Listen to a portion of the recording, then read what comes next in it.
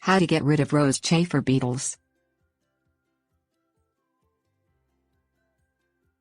A rose chafer beetle is a multicolored insect that likes to feed on fruit trees, grapevines, flowers, shrubs and trees.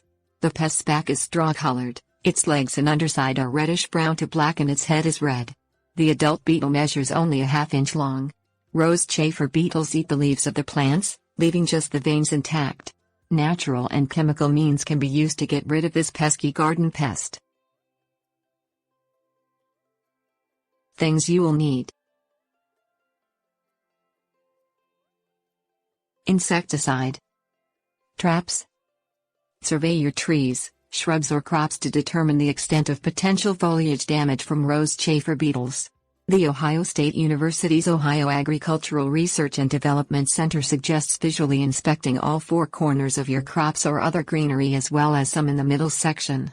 Divide the number of plants or vines you've inspected by the numbers of beetles you find. Your results will determine your plan of action. Pick off the odd beetle or two you find on your plants. Hand-picking is a natural and efficient way to get rid of a few beetles, but loses its efficiency when you've got a full-blown infestation.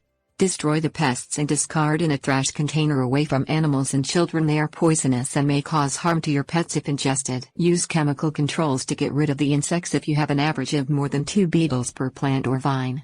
Spray each affected area with an insecticide that contains methoxychlor, permethrin or carbaryl, suggests the University of Wisconsin Urban Horticulture website.